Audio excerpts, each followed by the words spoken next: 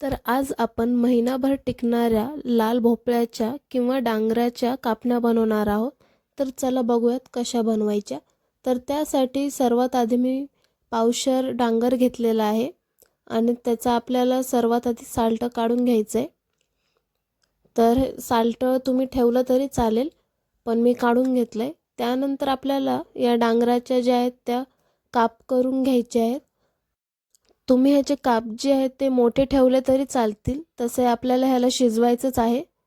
तर आपल्याला ह्याच्या मीडियम आकाराच्या फोडी करून घ्यायच्या आहेत.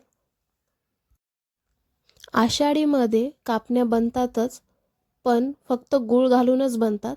आज आपण ह्याच्यात डांगर घालून बनवणार आहोत. खायला सुद्धा एकदम छान लागतात या कापण्या. तर तुम्ही एकदा नक्की बनवून बघा घरी. ह्याच्यात आपल्याला अशा सर्व काप जे आहेत ते करून घ्यायचे आहेत. तर इथे मी आता सर्व डांगराच्या फोडी ज्या आहेत त्या करून घेतल्या आहेत. आता आपल्याला एका कुकरमध्ये हे सर्व फोडी जे आहेत त्या टाकून घ्यायच्या आहेत. आणि यामध्ये आपल्याला आता 1 कप गूळ टाकायचा आहे. मी इथे थोडासा गूळ कापून घेतलाय. आणि यामध्ये आपल्याला एकदम पाव कप वरून सुद्धा थोडंसं कमी पाणी टाकायचं आहे, कारण की शिजल्यानंतर गुळाला पाणी सुटतं डांगरासोबत. आणि कमी गॅसवरती ह्याच्या 2 ते 3 शिट्ट्या काढून घ्यायच्या. आणि हाय फ्लेमवर जर काढायच्या असतील तर ह्याच्या तुम्ही 4 ते 5 शिट्ट्या काढा. आणि आता इथे आपलं जे आहे ते शिजून तयार आहे. मी ह्याला थोडंसं थंड होऊ दिलं होतं. आता आपल्या फोडी ज्या आहेत त्या एकदम मऊ झाल्यात. तर ह्याला आपल्याला आता एकदा मॅश करून घ्यायचं आहे. ह्याला बारीक करून घ्यायचं, ज्याने आपल्या सर्व फोडी ज्या आहेत त्या बारीक होऊन जातील एकदम. आता आपण तोपर्यंत पीठ मळून घेऊयात. त्यासाठी इथे मी 1 वाटी गव्हाचं पीठ घेतलंय. तुम्ही कोणची 1 वाटी घ्या किंवा कोणताही कप घ्या. त्यानंतर इथे मी अर्धा वाटी जाड किंवा बारीक रवा कोणताही घ्या. आणि पाव वाटी इथे मी बेसन पीठ, थोडंसं चिमूटभर मीठ आणि विलायची आणि जायफळ कुटलेलं होतं ते सुद्धा टाकले. आता आपण जो बारीक करून ठेवला होता गर तो सुद्धा ह्याच्यात टाकायचा आणि हा छान ह्याच्यात मिक्स करून घ्यायचा. आता इथे मी प्रमाण सांगू नाही शकत, कारण की ह्याच्यात आपल्याला पीठ जास्त सुद्धा लागतं किंवा काही वेळी कमी सुद्धा लागतं. आणि जर तुम्ही ह्याच्यात जो गर आहे तो गरम गरम टाकला तर ह्याच्यात आणखीन पीठ लागू शकतं. तर इथे तुम्ही तुमच्या अंदाजानुसार पीठ टाका, हळूहळू गव्हाचं पीठ. इथे मी 1 वाटी बाजूला ठेवलं होतं, ज्याने जर जास्तच पाणी पाणी वाटलं या पिठाचं तर मी थोडंफार पीठ टाकेल. तर तुम्ही तुमच्या अंदाजानुसार पीठ घाला. इथे मला थोडंसं पीठ पातळ वाटत होतं, त्यामुळे मी यात थोडंसं गव्हाचं पीठ वाढवलं आहे आणि ह्याला आणखीन एकदा मळून घेते. तर घारगेसुद्धा आपण असेच बनवतो, पण घारगे बनवायला खूप वेळ लागतो. त्यामुळे असे झटपट कापण्या करा तुम्ही ह्याच्या.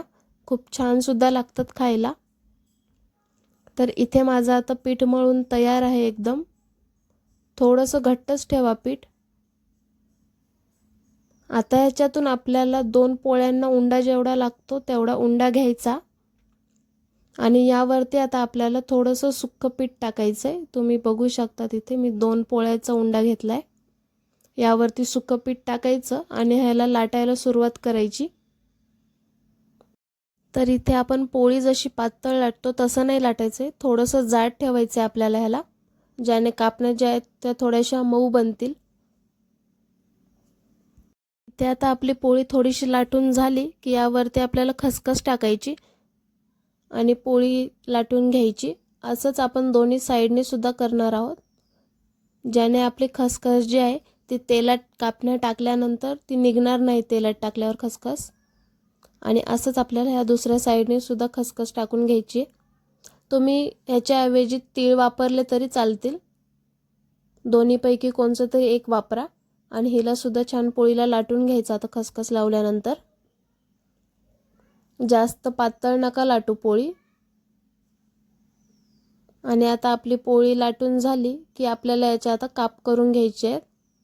तर कापण्या ज्या आहेत त्या डायमंड शेपच्याच असतात, त्यामुळे डायमंड शेपच द्या.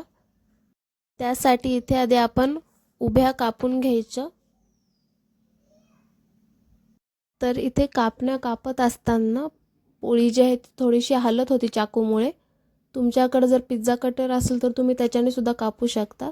आता इथे आपण उभ्या रेषा कापल्या की पोळपाटाला थोडंसं क्रॉस करायचं, काप जे आहेत ते कापून घ्यायचे। याने एकदम सुंदर अशी डायमंड शेप जो आहे तो आपल्या कापण्यांना येतो। हे बघा, तुम्ही ह्याला मोठं छोटं जसं ठेवायचं तसं ठेवू शकता साईज। अशाच प्रकारे आपल्याला सर्व डायमंड शेप जे आहेत ते कापून घ्यायचे।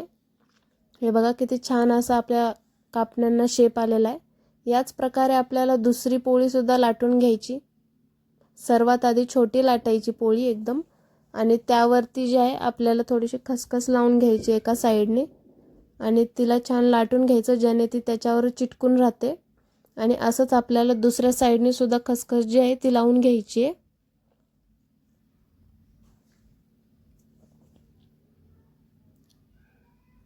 तर इथे मी दुसऱ्या साईडने सुद्धा लावली आणि पोळी छान लाटून घेतली। आणि सेम आधी जशा प्रकारे आपण डायमंड शेप कापला होता सेम त्याच प्रकारे कापायचं। आधी उभे कापून घ्यायचे आपल्याला आणि नंतर थोडासा पोळपाट क्रॉस करायचा आणि डायमंड शेप द्यायचा त्याला। तुम्हाला जर डायमंड शेप जमत नसेल तर तुम्ही शंकरपाळ्याला जसं चौकोनी देतात तसं दिलं तरी चालेल। तर इथे मी सर्व कापण्या ज्या आहेत त्या आता कापून घेतल्यात। साईडला मी तेल जे आहे ते लगेच गरम करायला ठेवलं होतं आणि गॅसची फ्लेम जी आहे ती मी एकदम कमी ठेवली होती। आता थोडंसं तेल तापलं की यामध्ये आपल्याला कापण्या सोडायच्या आणि छान असा गोल्डन कलर येईपर्यंत तळून घ्यायच्या। या छान अशा फुलतात तेलामध्ये गेल्यावर कापण्या, आणि खसखस जी आहे ती पण सुटत नाही तेलामध्ये गेल्यावरती। बघू शकतात किती छान अशा आपल्या कापण्या फुगल्या आहेत। तर तुम्हाला जर कापण्या मऊ आवडत असतील तर तुम्ही हाय फ्लेमवरती कापण्या ज्या आहेत त्या तळून घ्या, आणि जर तुम्हाला कापण्या कडक आवडत असतील तर गॅसची फ्लेम कमी ठेवा आणि त्याच्यावरती तुमच्या कापण्या तळून घ्या, तर त्या कापण्या कडक होतील। तर इथे बघू शकतात किती छान असा आपल्या कापण्यांना कलर आला आहे। तर इथे मी सर्व कापण्या काढून घेतल्या आणि अशाच प्रकारे आपल्याला दुसऱ्या कापण्यासुद्धा तळून घ्यायच्या। तर इथे मी दुसऱ्या कापण्यासुद्धा आता तेलात टाकल्यात सर्व आणि त्यासुद्धा तळून घेते। तर इथे मी काही कापण्या मऊ काढल्यात आणि काही कडक, दोन्ही प्रकारच्या। तर अशाच प्रकारे तुम्हाला सर्व कापण्या ज्या आहेत त्या तळून घ्यायच्या आहेत। हे बघा किती छान असा आपल्या कापण्यांना कलर आलेला आहे। तुम्ही हे कधीसुद्धा खाऊ शकतात। सायंकाळी जर चहासोबत खाल्ल्या तर आणखीनच छान लागतात। आणि या कापण्या थंड झाल्या की ह्याला एका हवाबंद डब्यामध्ये ठेवल्या तर या कापण्या महिनाभर टिकतात। तर तुम्ही ह्याला कधीही खाऊ शकतात छोट्या मोठ्या भुकेसाठी। तर आजची रेसिपी जर तुम्हाला आवडली असेल तर रेसिपीला लाईक शेअर नक्की करा, आणि चॅनलवरती नवीन असाल तर चॅनलला सबस्क्राईब लगेच करा, ज्याने अशा नवनवीन रेसिपीज तुमच्यापर्यंत सर्वात आधी पोहोचतील।